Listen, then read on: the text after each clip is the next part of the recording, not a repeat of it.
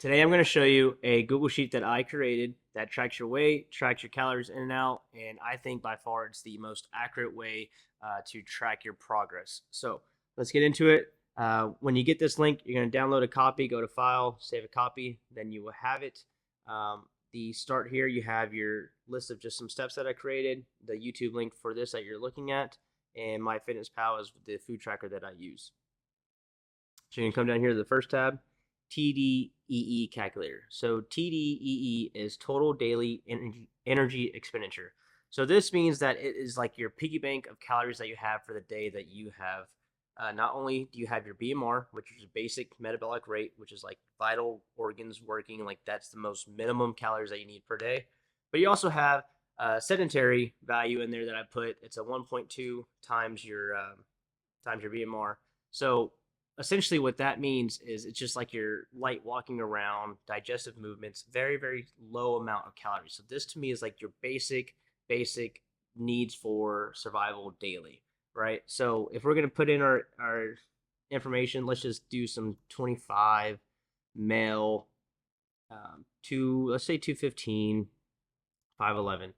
It's going to auto populate down here your BMR, which is like the vital organs only that you need, only necessary to survive.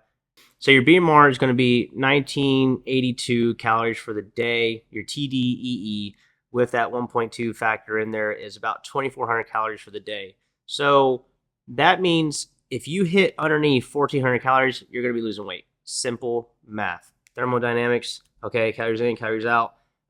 Weekly loss and your weekly goal. So if you're trying to hit 0.5 pounds or 1 pound or 2 pound, this is the calories that you need to be aiming for. Just a little side note on here.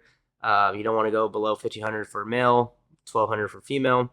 Your deficit per day, it shows you that, kind of gives you an idea of what you need to be hitting on your deficit per day, 250, 500, 1,000, depending on your goals. So you come over here to your daily tracker. I've already have a little bit of info put in. You put today's date or whenever you want to start.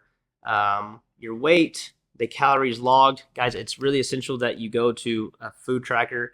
I just use MyFitnessPal every day. That's what I'm plugging in here. I don't have an affiliate link or anything like that. That's just what I personally use. But try to be as accurate as you can on the calories logged. It's really just gonna help on with tracking the exercise calories, your Garmin watch, right? Your treadmill that you walk on, anything that's like your active calories. Go ahead and plug that in there.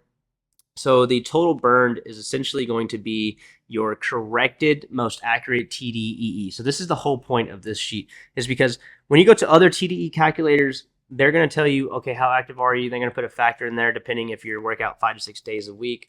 But I don't like that because you're not really showing the accurate picture, because it's giving you an average. Let's say it's going to add 600 calories to your BMR.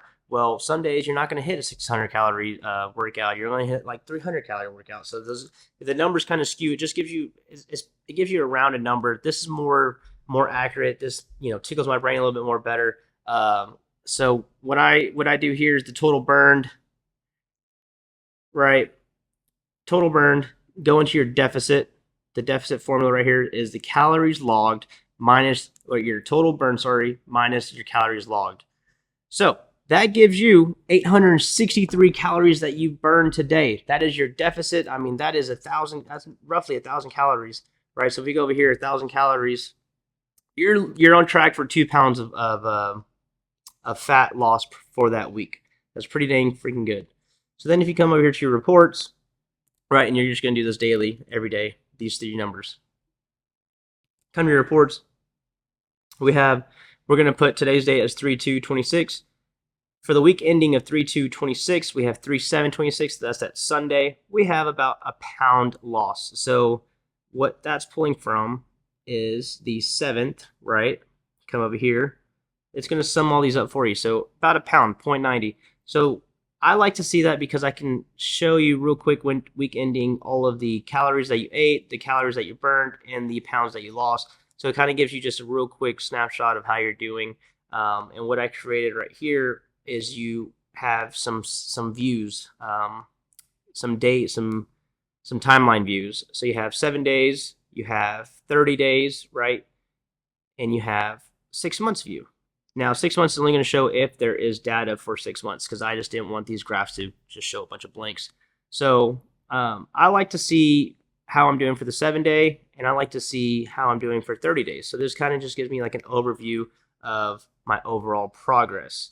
The filter sheet, you don't necessarily need to worry about that at all. It's just helping out with these graphs. So that way you can have these little filter views. But all in all, I think this is the most accurate Google Sheet for weight tracking.